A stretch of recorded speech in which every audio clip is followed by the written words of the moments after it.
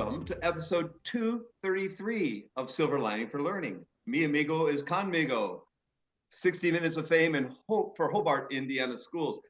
Well, Hobart, Indiana is here in my state, up to the north that I pass through every time I'm way back home to Wisconsin. And I've also wondered about the schools up there and stopped at Purdue-Calumet along the way and at IU Northwest. But I haven't had a chance to visit the school district, so we're going to hear a bit about what's happening there today. When I had a student graduate a few months ago studying AI in education, I said to her, her name is Katie Dixon, I said to her, who should we be bringing on Silver Lining for Learning for one of the episodes that we have coming up? And she says, definitely Plainfield, Indiana, and definitely Hobart, Indiana. And so I made some calls and some emails were sent, and we got fortunate to have Peggy Buffington with us today, Alaina Richter, and Melissa Higgason. And Peggy is the superintendent of the school city of Hobart. She's got 2 degrees from Purdue University of Calumet, bachelor's degree in elementary education and reading endorsement, and a master's in instructional design. So she speaks our language, and we'll be talking quite a bit about AI in education and the ins and outs, problems, the benefits, and so forth. And Peggy's got some insights to share with us. We also have a couple teachers from Hobart City High School. We've got Melissa with us, Melissa Higgason. She's an educator with 20 years of science education, experience, curriculum development, research, and she's got her degrees as well up there from Purdue University Northwest, very interested in STEM education and working in National Science Foundation projects. Third, we have Alaina Richter, who's up at, well, she got her degrees at Indiana University Northwest, one of our 8 campuses of IU. She's in her 4th year of teaching 4th grade math in a departmentalized setting at Hobart. And she's very curious about the use of technologies in education and building systems that fulfill people to be the maximum capacity they can be. I put some words in your mouth, but I'm sure that's the case. Can you just fill in a little bit of the gaps of what you've been doing here, how long the Khan Academy program has been in existence at Hobart, and what your roles have been, some of the initial findings that you've had related to it, just a little bit of ins and outs. First of all, Peggy, tell us a bit more about Hobart and what it's like to be up there as a superintendent of schools. All right, it'd be my pleasure. It's pronounced Hobart, so I know it sounds like would be Hobart, but I'd have to correct that, or the Brickies would not be happy with me. Hobart, Indiana, we're probably about 35 miles from Chicago. We've been working with the Khan Academy folks since about 2017. We're a Khan district, and mainly at that time, we really were just using Khan Academy, the classes, and a lot of it was to just reinforce some of the things that we were teaching in our regular classrooms.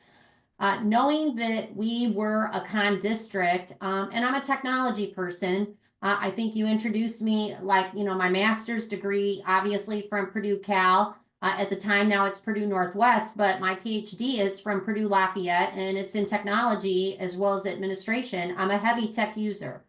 And something special happened in the fall of 2022, ChatGPT on the scene. And in December, we had a really interesting dynamic happening at our high school where all of our teachers were just having a heart attack about some of the originality of work and plagiarism and what am I going to do about it? And, like, how many AI checkers do you want me to use on kids' papers? And I understand your concern. And so, I'm not one that's going to run away from the technology. How are we going to embrace this technology and utilize it to help kids learn? So that was the approach. After living through December when it first came out, I said, listen, the future is going to be, how do we learn how to help our students use AI? Enter Sal Khan, and He requested a Zoom meeting with me and my director of secondary education, secondary curriculum, Dr. Krieg. And we came on, and Sal Khan said to me, I have to show you something. And he starts showing me Khanmigo and the AI components of it. He was really excited to show me the math side of it. I know that would be the case with Sal. And then I wanted to see the language arts side of it. And he asked me if I wanted to pilot it. And it was really, I had to talk teachers into it because they were going into the end of the school year. And it's kind of like, let's embrace this and let's see what we can learn from it. And from there, Sal actually sent his research team, and we were given the charge to break the system, meaning we don't want it to give you the answer. We want to help you learn. And so he charged our students with that. And so they sent their software developers, they sent recorders. We were constantly interviewing kids. So the concept would, it's always going to be what Sal Khan stood for in the original Khan Academy. How do I promote learning? And we don't want this to be a tool where kids are turning in things that are not theirs and they're truly learning. And so we fostered that with, it can be a teaching assistant and it can be a tutor for our students. And so we literally were constantly giving him feedback with his programmers, and we feel like we were part of the grassroots of how his program has become so dynamic in many ways, whether it be teacher engagement, 21st century and the future, and trying to foster that ethical digital use. About, it's not just about learning, it's about inquisitive. How are you going to use data sets, and like, how can I become the best achiever with the information that I'm getting from these data sets and apply it to other things. So it's been a remarkable partnership, and I'm going to let my colleagues talk, but I will have to say, and both of the teachers on here, just amazing teachers, as the rest of my staff, but we had to do a lot of professional development, and we're still doing professional development, teaching people how to use the tools in front of them with our students. But there's another side to it. There's also student professional development. We train our students too how to use this, because initially, it was kind of fun and games when we were learning how to break the system so that people could learn using the bots, learn how to ask questions. And the next thing we know, as he refined the programming, the students were getting a little frustrated with it because now it wasn't giving you the answers, right? It was making you really have to do some critical thinking.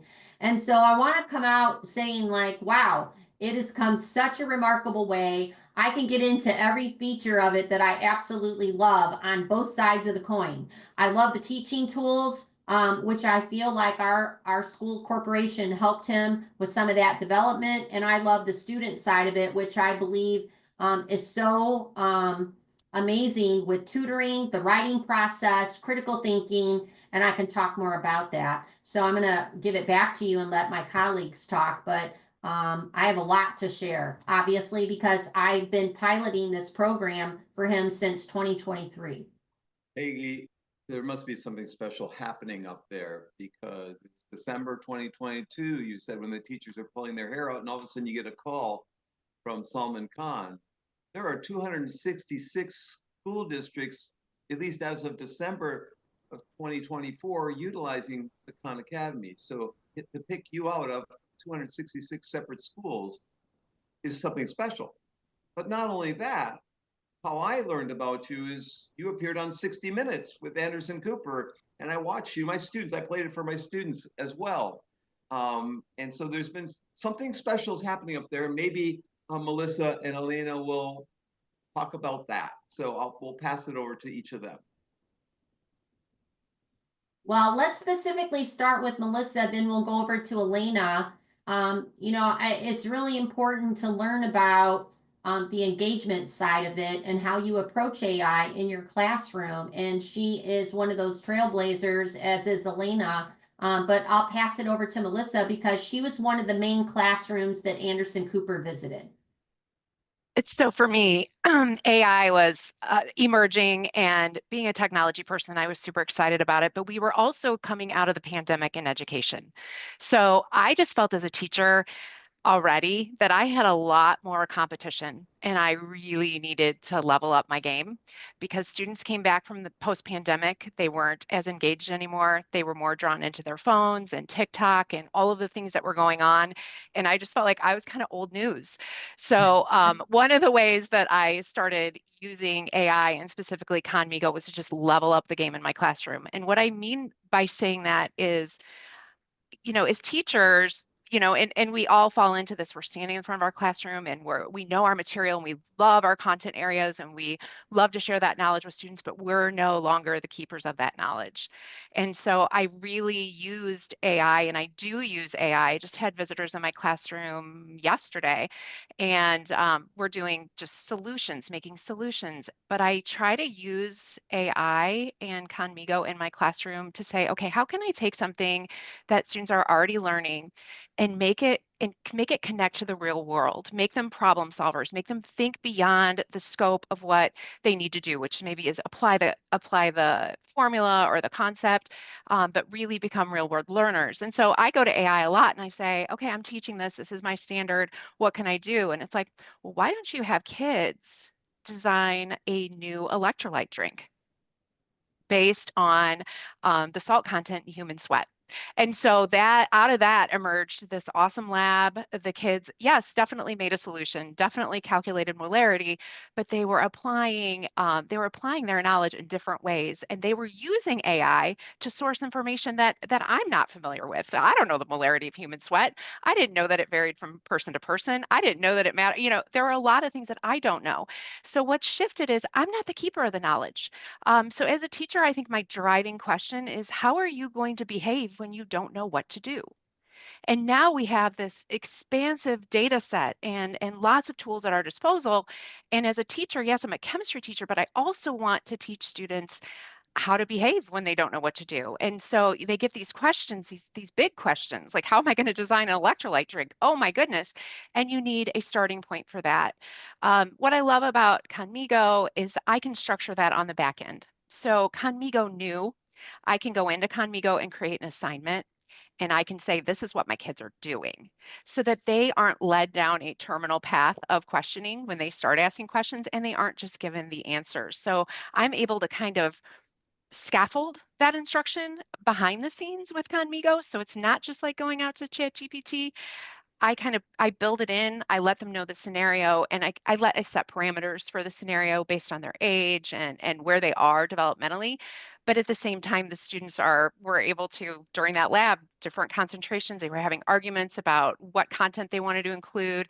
They were mad that there wasn't sugar on the table. I mean, all kinds of things. So you see these great conversations, robust learning. Students are like, what if I do make a better electrolyte drink than Gatorade? Well, what if you do, What right? if you So, do? and Can what I if you jump in there for do? just a second? Because Absolutely. that's just one example. A couple of other examples that I would just say with Melissa is, I mean, like that real world application. You're doing gas laws and, why did the door come off the plane? And can we solve why it came off the plane? And what are we going to do about it in the future? How about airbags in your car? And just understanding how do the gas laws fit with all of these things. She is such a thinker in terms of how she brings it out in Convigo, and it's so engaging in her classroom. And when she builds it, and I'm looking at what's happening, I have to think about when I was in the classroom, how often you're getting around to those groups of students and they're already engaged the way she has it set up in Conmigo, and they're out working and she is getting around to every station quickly, and she's able to help them achieve more. I see it in her classroom. She interacts with them, and it's not, you don't lose time now because of this. And kids are so fascinated about maybe they can solve something that has not been solved in society. And so I really love that about Melissa in her classroom. It's very inviting and exciting in there. And you see kids they're excited to come in, into her classroom. Like, what are we doing today? What are we solving today? What are we gonna make today? And she just, kids can sometimes be afraid of chemistry. They're not afraid of it in Melissa's classroom, obviously. So I'm sorry, Melissa, but I had to talk about some of my favorite labs that you've done. Yeah, absolutely. Let me just point out that if you are interested in the show that was done by 60 Minutes, it's in the blog post for episode 233. So take a look at that and you'll see our the stars here appear in that episode. Melissa, Yes. do you have anything you want to add to what you've said already, or we need to pass it to Alaina? I think Chris has a question, or does No, he have a question? I'll wait till you're done with your statement. Oh, okay. I think I mean, I think that was just really just in terms of introduction.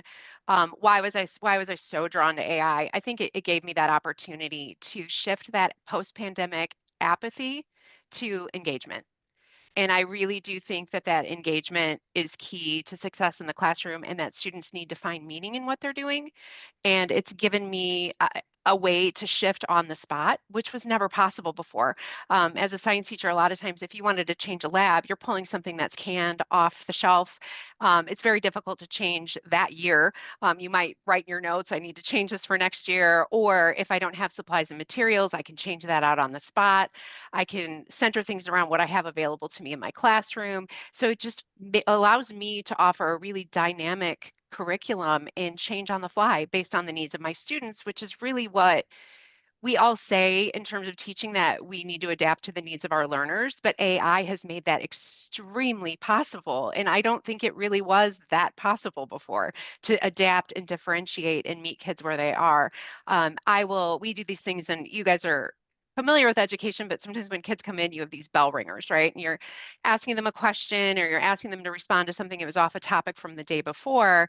And you have those kids that just are like, they're terrified, or they're quiet and they don't have a starting point. I don't know, right? I don't know. And I structure those in Khanmigo. So I'll set that up ahead of time, maybe the 3 questions or 2 questions I want them to respond to. I'll let Khanmigo know on the back end, if a student's struggling, this is how I want you to level down. If a student is accelerated, this is how I want you to level up. And so what it creates is this experience for the student where there's no longer, we're moving away from, and the kids write IDK all the time, but we're moving away from I don't know. You always have an entry point. If you're quiet and you're afraid to raise your hand, you have an entry point now. You have a place to start. And I've structured it. So I know what they're being asked, and I know what the responses are, because I'm able to go in on the student side in Khanmigo and see that. But it provides that scaffolding when I have 32 kids in my room. If I can't get to somebody, or if there's a student that always has the hand up and I'm running to them, but maybe I'm not seeing the quiet student that's afraid to ask a question. And so it extends my reach as a teacher. It gives me some confidence that every student has an entry point. And maybe if they didn't understand the day before, through the questioning that goes on and the sorting through, and I have great examples that I could screen share, but they really do work through some of the misconceptions and issues that they're having, things that I'd say 5 years ago I would have completely missed until maybe I gave a more formal quiz or a formal assessment, in terms of finding out exactly where the gaps were. So it helps me plug those gaps through my instruction real time. Wonderful. Alaina.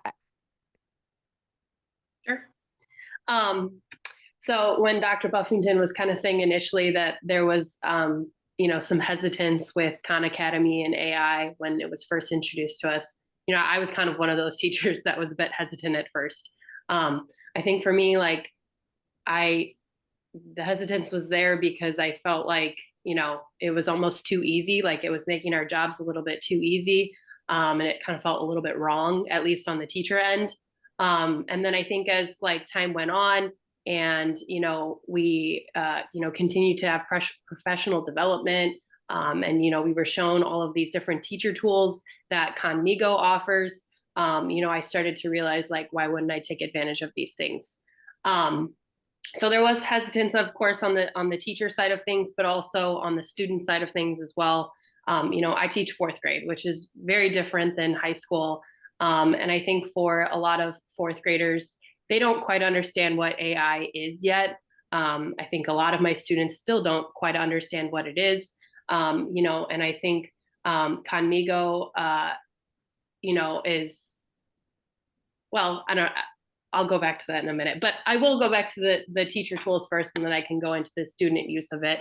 But kind of like what Melissa was saying, it's allowed me to kind of rethink how can I introduce math concepts in my classroom and make it more engaging, make it more real life for them. We have an awesome tool called, I think it's Real World Generator. Mm-hmm. So you can kind of type in different standards that I'm teaching and connect it to real life scenarios. And, I've been teaching fourth grade for 4 years now, math. And one thing I've realized is that when there's a real world connection for a specific standard or skill, they are so much more likely to remember it. So that's one tool that I've really taken advantage of with, Khanmigo on the teacher side of things. I also feel like, kind of going into student use of things, as far as the pros go, with differentiation, it's been great. I have a lot of students that are working in, 5th, 6th, 7th grade material because they've already worked through all of my 4th grade Khan Academy courses and things like that. And I think, I also have a class of, almost 30 students, and I'm not always able to help my, high achieving students on these higher level concepts.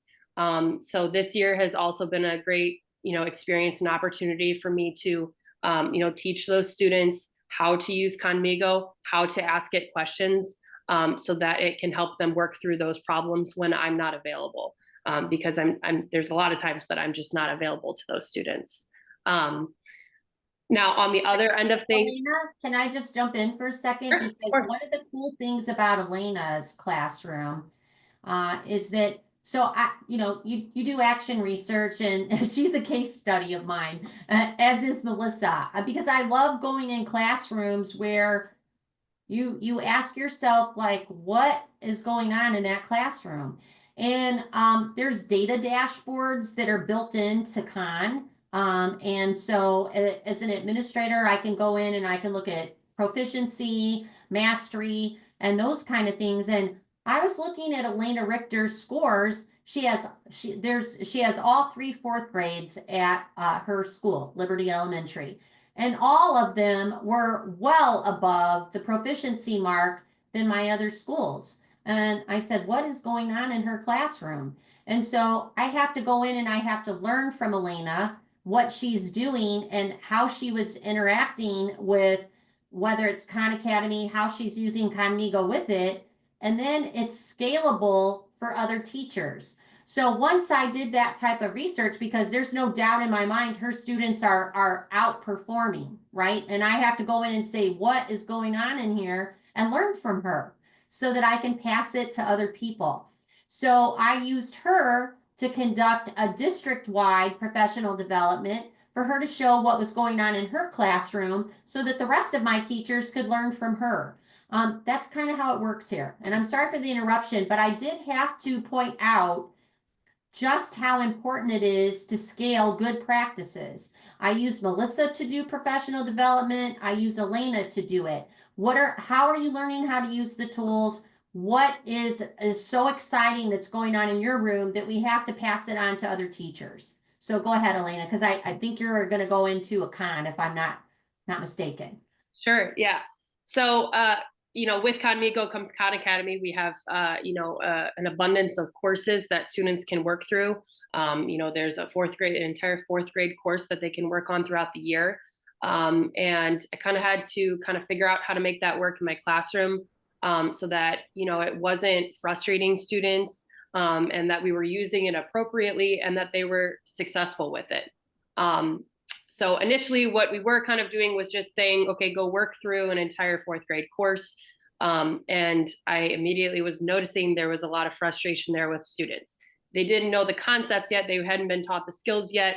Khanmigo is kind of useless to them until they're taught that skill. So instead, I decided to break it down by in Khan, there's a course, and then within that course, there's a bunch of units. So I instead broke it down. Okay, I'm going to teach a skill. I'm going to test that skill. Then I'm going to have them go and work on that unit in Khan Academy. And when kind of referring to Khanmigo, the AI tutor, like I said, I think it was kind of useless until I had taught that skill, because they don't know how to ask those questions yet until they have some background with that skill. And that is where Khanmigo comes in. And, like I said, this year, I've really been trying to model for students and teach students how to use it to their advantage. Because like I said, I don't think a lot of fourth graders, at least at the beginning of the year, really even understood what Khanmigo is. I think they thought it was just kind of a friend to talk to and to, blab at. And so this year was really a learning experience for me and them, with me showing them and teaching them how to ask Khanmigo questions to help them get, their answer that they need. And I will say, I think Khanmigo is great, just even interacting with it from the student perspective. I've obviously used ChatGPT before, and it's much different. I mean, there are so many different things in place so that it's not going to just, of course, give that answer to the students. It's going to make them work through it. It supports them. I've even noticed emotionally, it supports them. I can tell you're getting frustrated. How about let's try this? And, some students use it, appropriately and use it to their advantage. And then there's other students that we're still, teaching them how to use it. And I think that's okay, because they're only in fourth grade and they have, many, many years, ahead of them that they will be using AI. So I think really it's our job in elementary school right now to be not necessarily even like, not even really using it just to teach them things, but really just teaching them how to use it so that when they get older, they understand the purpose of it and how it can help them, but also how it can hurt them and how to use it, responsibly. So I think she brings up a really important point, because when Sal Khan developed this, his intention was to start in third grade, and pretty quickly you understand at the elementary, it's like a person there, they start chatting with this thing, and you have to teach them how to ask appropriate questions, and so it's a learning process as she described. I do want to specifically address the math aspect of this, though, because in partnering with Sal Khan and his organization, I can tell you that math has been one of those challenging areas. And, when you think of AI and you think of that large language model, and all of a sudden, kids weren't getting right answers in math. And we would let the researchers and software developers know, hey, we're getting some wrong answers in math. What's going on here? And then now you see them, they're always listening to us, and they're discovering what it is that they need to do to make this be strong as we're trying to teach kids, mathematical correctness, if you would, on some of these equations. So now what is their response? They're moving to, instead of this large language, they're moving back over to Python, and now we're seeing that the math is correcting itself. I love what Alaina said. It realizes your frustration, and it's going to keep trying to encourage you to solve the problem. And I think it's going to get better and better with, like figuring out where that frustration is by prompting you with the correct questions. And I could get into the language arts side of it when you're ready for that, but there's some other wonderful tools that are available to our teachers and our students when you're ready for that.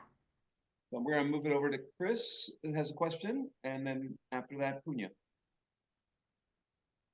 And you're muted, Chris.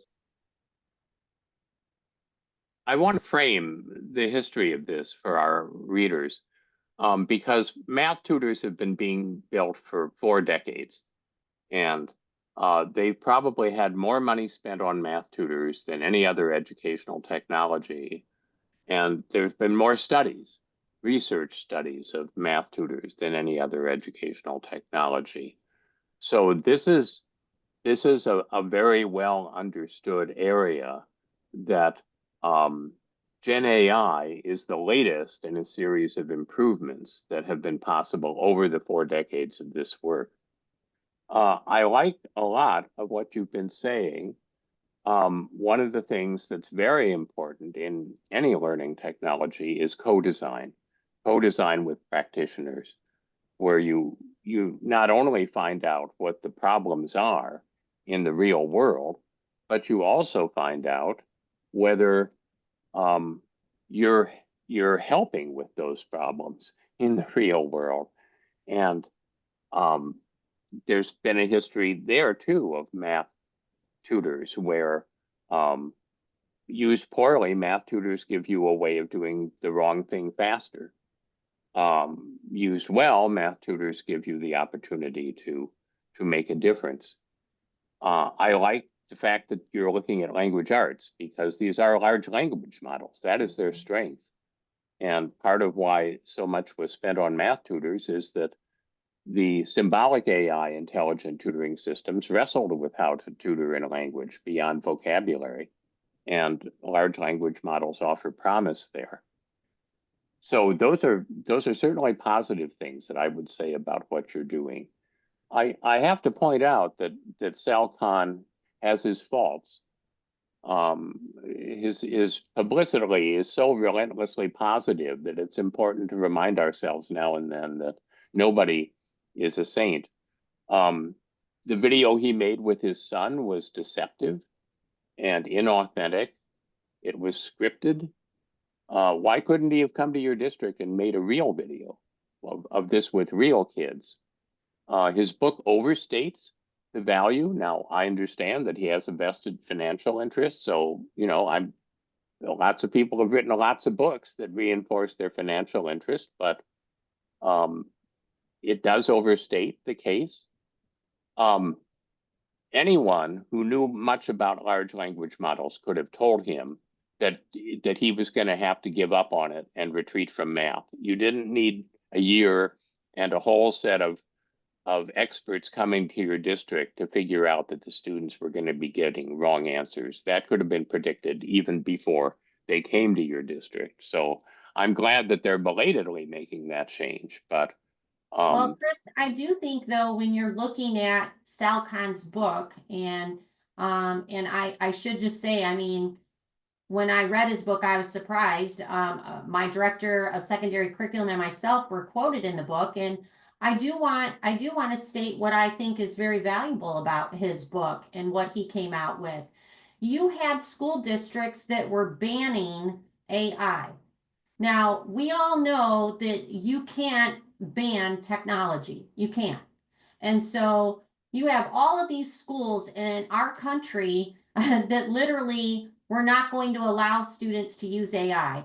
I can't imagine my high school kids graduating without knowing how to use AI. And I'm sorry to disagree with you. I didn't know that we were quoted in that book, but here's what I will tell you that I quoted directly to Sal Khan was the confidence level that I saw with my students, with my teachers using it correctly with them and teaching them how to use it. And we all know that success and a confidence level is tied to higher achievement. And so I understand what you're saying. And, you were getting into the interview with his son. And I actually saw that interview before he posted it live. I do believe the most important thing is that he's trying to show you that it can do more. He's experimenting with it. And by the way, I mean, like, he's everywhere. Could have he come here? I don't know what his schedule is, but the point is he was letting you see a little glimpse of where it could go. And so I don't want this to come out that I'm like totally defending every little thing that comes out of that academy, but it's intentional. And I know what his goal is. His goal is for kids to be successful in learning. And if he can help teachers make their classrooms more inviting, more engaging, real world application. And what happens when I get home and my teacher isn't available to help me and I have a tutor? And so there's really great concepts there. And just coming from an educational standpoint, all of us know if I'm going to come alongside you as a tutor, you're going to perform better. And so to have that tutoring aspect available in an AI program that's not just going to give you the answer, that's a beautiful concept for educators and kids alike. And so I have to applaud the fact that he came out with that book saying, don't be afraid of it. Let's look at where the good stuff is and let's build from there. And that's what I took from this. And I am going to say, I mean, like I had teachers asking me, what are you going to do about this? You know, when they found out that people were shutting it down, not letting them use it. And I was very resistant to that. And then when you have these innovators coming out going, hold on, I can help you find the good in it. And I think that's where I think his book laid the groundwork for that. And I think his program does that as well. And if he has to like structure some things to say, like, what could a glimpse of the future look like? I'm okay with that. Show me what you think it can do. Well, oh, I sorry. agree with you. I agree with you that it's important to have visions that encourage people to use AI wisely. Yeah. There are hundreds or thousands of people who are sending that message. It's not only Cellcon that's sending that message. Right. And as I look at the research, what seems to be clear about these tutors is that in the hands of a good teacher, they make a big difference. In the hands of a not so good teacher, they make little difference or possibly even go in the wrong direction. And so I think the most important thing that you're doing is the professional capacity building that you're doing. We And do focus on teaching our students discernment. I mean, teaching them to look at the information, and we have discussions. In fact, there's a thumbs up, thumbs down button. Our students actively give feedback. If the feedback isn't helpful or the questioning isn't helpful, those are all tools available to them. And I think it's part of teaching students to be wise consumers of AI, that it's not where all the answers are, that their human mind is extraordinarily powerful, and that they can be correct and the AI can be wrong, which is also very empowering and confidence It is. building for students. And I think the beauty of all of this, and I do want to go back to the initial pilot in all of this. When you have teachers that the fear aspect of this, you know, in terms of, you know, what is my worth? Kids will be cheating, plagiarism will be rampant, and then to switch over to a platform to start correctly teaching kids how to use it appropriately. But then there's some guardrails there that's not going to give them the answer. There's some peace of mind there for our teachers, because we don't want learning to be watered down and you're just turning in an assignment because you were easily able to get an answer. And I think that that's the beauty of when he came on scene with what he was trying to accomplish. Let's put some fears to the side. Let's learn how to use this appropriately. You know, I was at Purdue Northwest, and I love that Kurt brought that up. We were over, my director of curriculum, Dr. Krieg, and we were talking to, they invited us to talk to a massive group of students. There were high school students that were thinking about going to Purdue. And they asked us to talk about AI and how we're using Khanmigo. It was a beautiful conversation because it started with, and I asked them, what do you consider cheating? Because that's in the minds of everyone. Like, what do you consider cheating? And the room was silent. And I mean, there's hundreds of kids in this room. What do you consider cheating? And so then I asked them, is it, if you're in a group and you're doing a math problem with your peers, is that cheating because you got some help from your peers?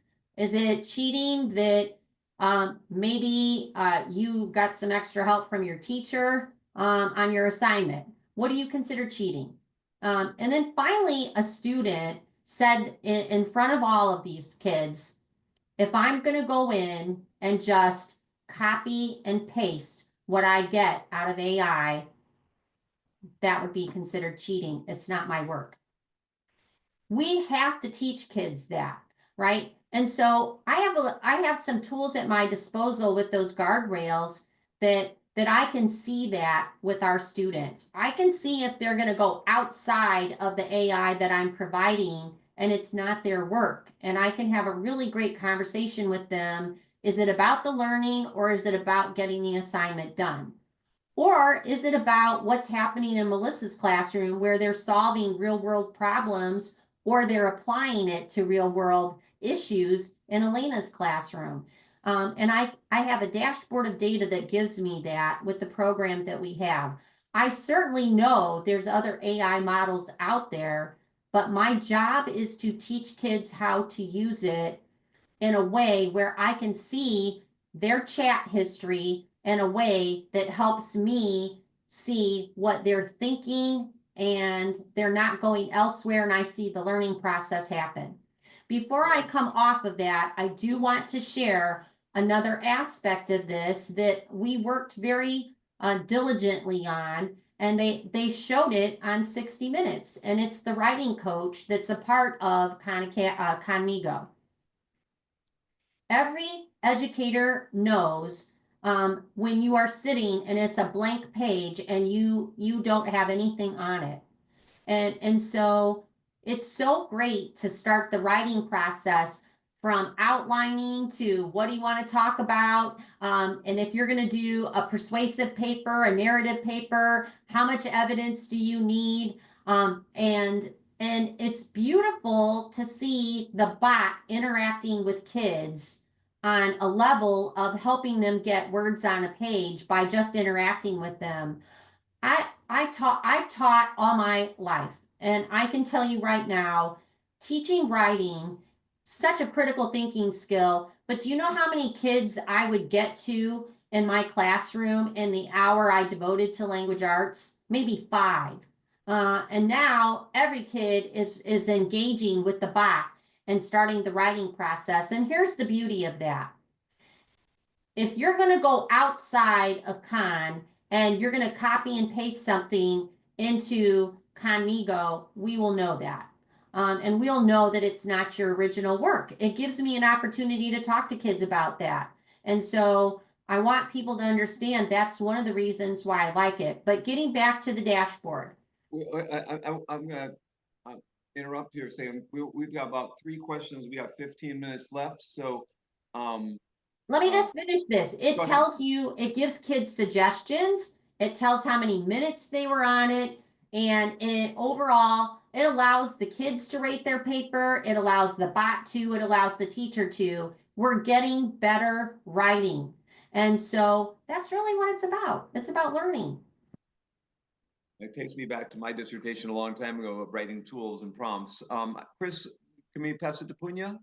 Yes. Okay, Punya.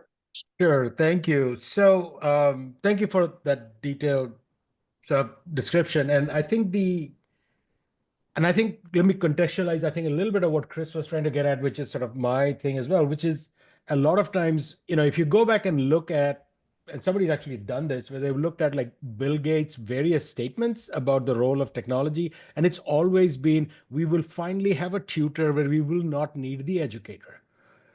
And I think part of the thing with, if you look at the original Sal Khan video, that's what it is like. For once, we will have a tutor, which which will be this Einstein for every child. What I'm hearing from, particularly from Melissa and Alaina, from you guys, is that you are the critical mediator in that space because you understand the context of that child. You understand the context of your classroom.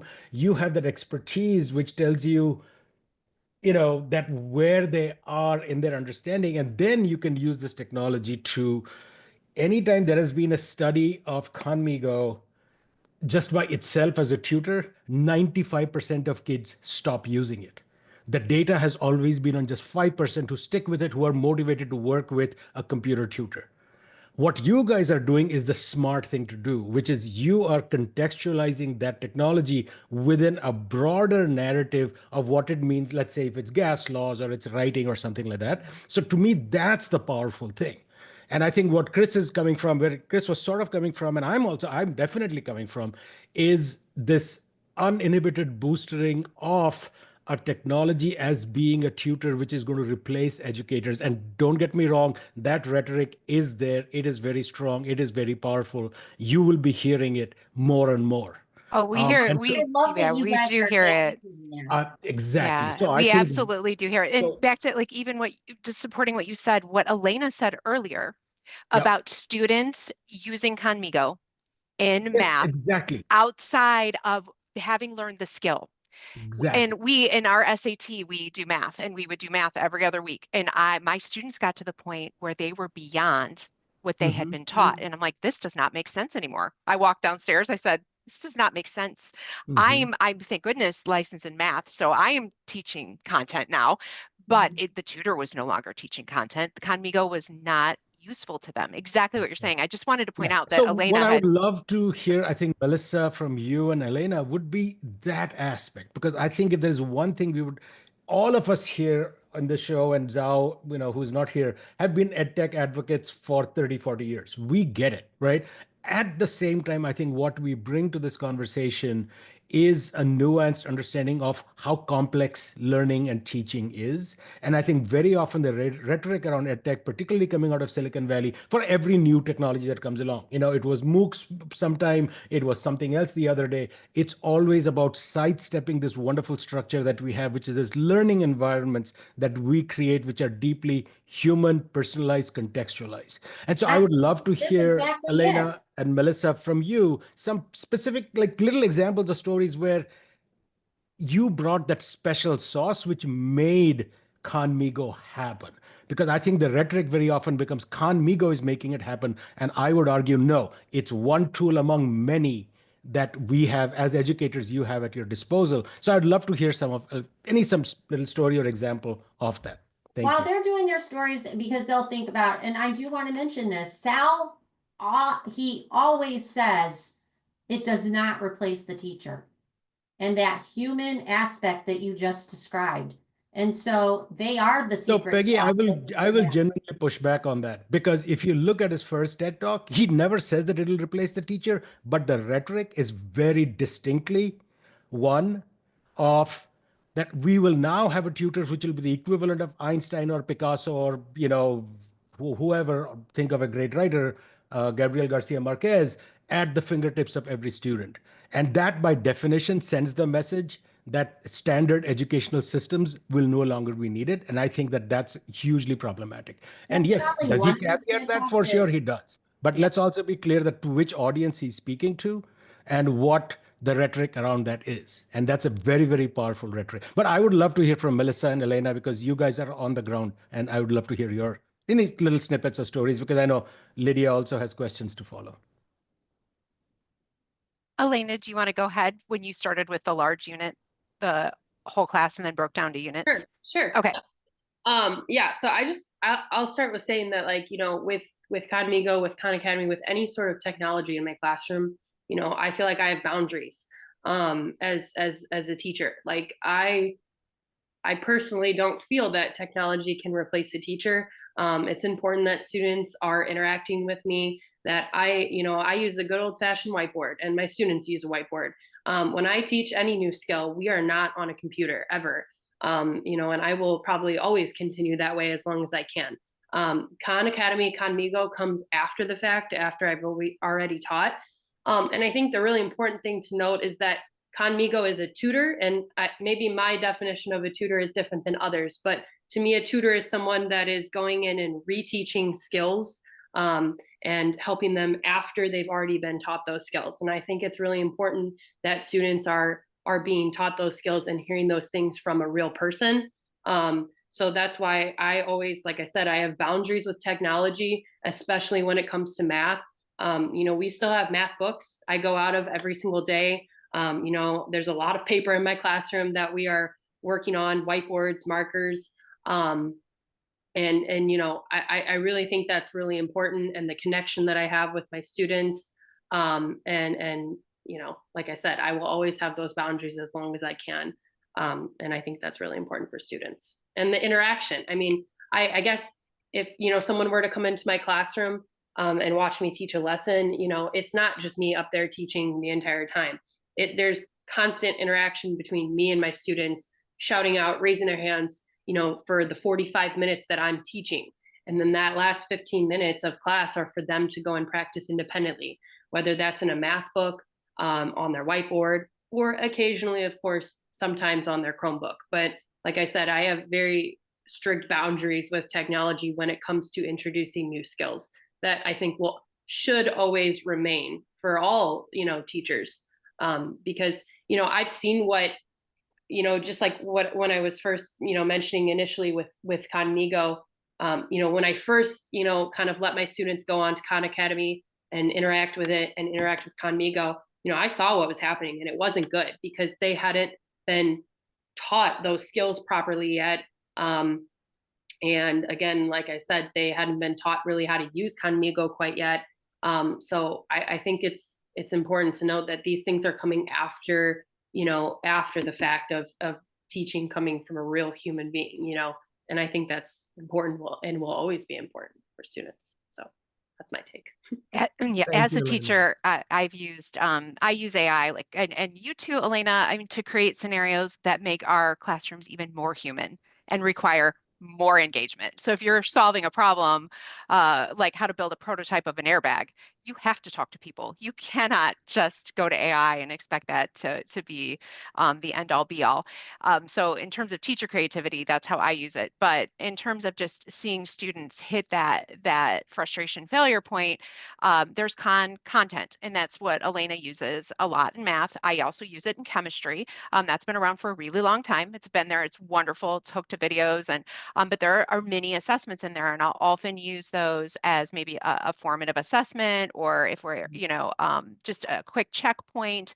And of course, there's a companion mode in there, as long as it's not a bot companion mode in there. And what I will see from students who are maybe absent or missed the lesson the day before or missed the lesson that day, you see the frustration in that chat with Khanmigo. I don't get this. I don't understand. I don't know. They've missed the lesson. And so again, I think that's where you see that Khanmigo can't teach it.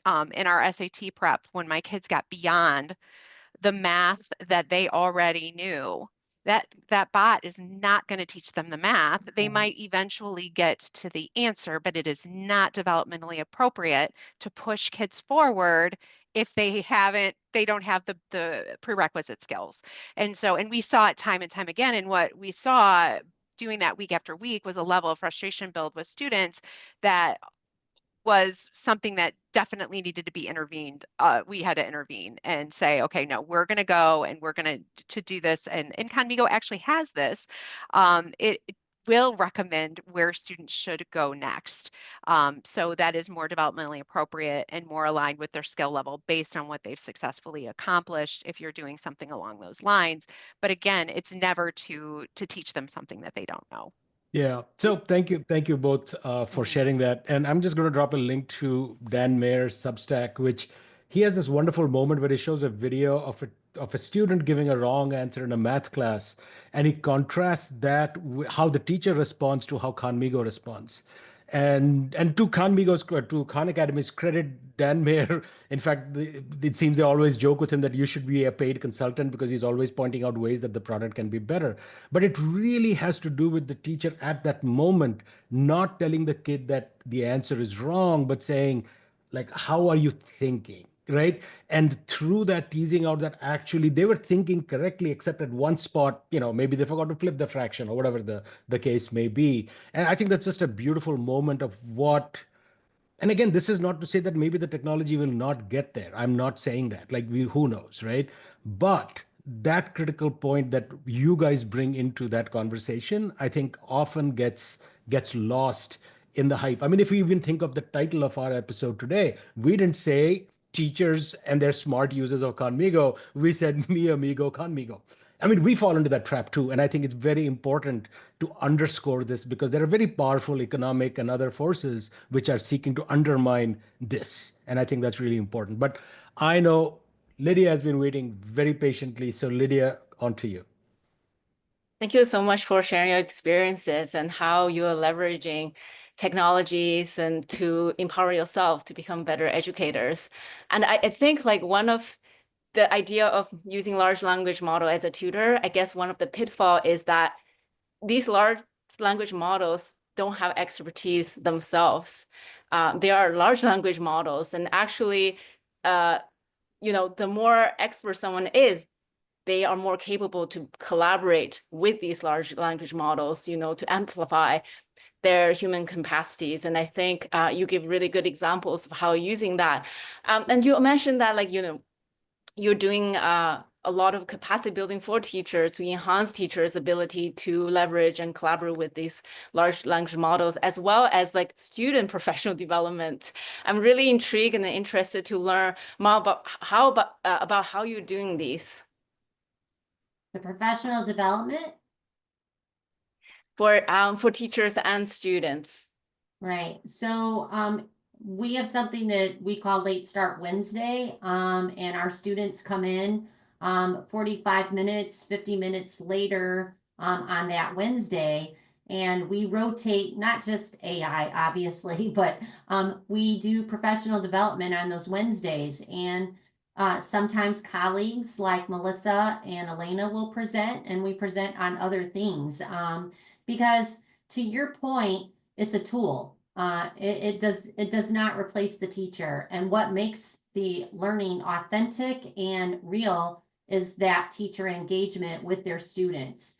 It's just another tool to help them be their best and to help kids achieve. And so I agree with you 100% that it is about that human interaction with their teacher that's going to raise the bar. And how do you teach them discernment? How do you teach them application? How do you get them excited about this? And so, in all of this, just using AI in general, as this is our topic, we have to teach teachers how to use it wisely. And to your point, if you want to get to that it won't work and it's not going to produce any results. You're right. If I don't provide them with the right professional development, they're not going to use it correctly. And so I think that that's a pursuit in anything that we do in education. You find the best users and you try to scale those practices so that everyone is being provided that opportunity to use it well. And we do offer people, the number of people that have gone in to observe Alaina or Melissa or some of my other teachers that are heavy users, we provide them that opportunity and provide a substitute teacher, and then we allow them to go in and observe that classroom so that they can see how to do it, and then they can go back and try it on their own. We've just got a minute or two left before we need to introduce the next show, but I'm just curious, is there a network in Northern Indiana of schools that are doing such things or connected into the Chicagoland area? Do schools hold some kind of events that people are listening to this show in the region? They call it the region in Northern Indiana or the whole region, including Chicago. Are there events that people could attend? Just curious. Sure. Well, I mean, obviously people learned about us that we have a lot of visitors that come to our school corporation. And the state provides some additional training.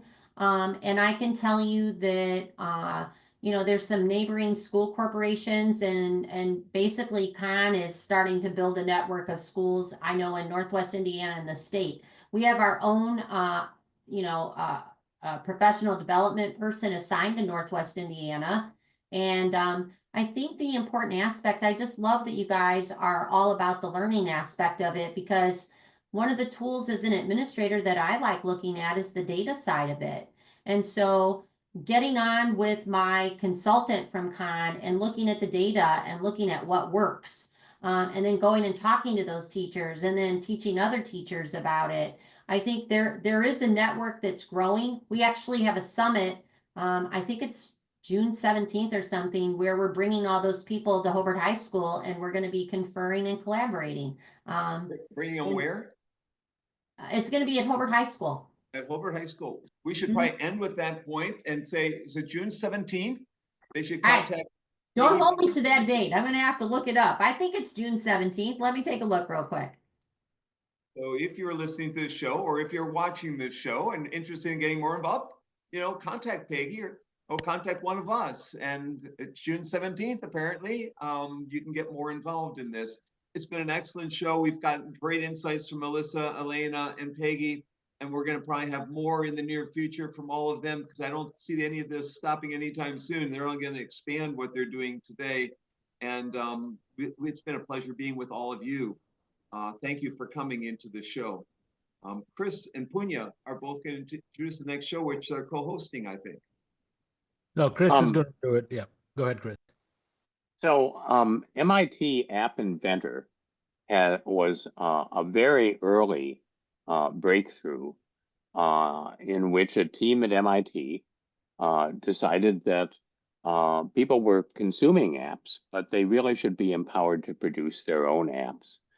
And it's been wildly successful and has evolved over time as the technology has evolved. So we're really looking forward to having a dialogue with the App Inventor team and Foundation next Saturday, May 24th. Punya, is there something you want to add? Well, I think the exciting part is that we not only have somebody who leads, Natalie Lau, who leads the foundation, but we have two student app inventors, one from Dublin, who has created this app because she is visually impaired herself and almost had an accident when she was a child, an app that actually allows visually impaired people to sense objects or cars or whatever that are moving fast towards them or close to them. And then we have another, I'm blanking on the name, hold on, Tony Huang, I think his name is, who is now an app foundation ambassador, who has himself developed a lot of apps, and both of these are high school students. I think that's what's beautiful about it, is, that this model has allowed students to develop, high school students and middle school students to develop these apps which are actually useful, not just sort of like a toy, but actual apps that are useful in the world. So I am actually very disappointed that I will be missing that episode, but I will definitely be watching it and recording it once I get back. All right. Well, I think, again, I just do want to thank all three of you for joining us today. There is something to be said for those of you who are at the front lines of doing this work, and thank you very much for joining us.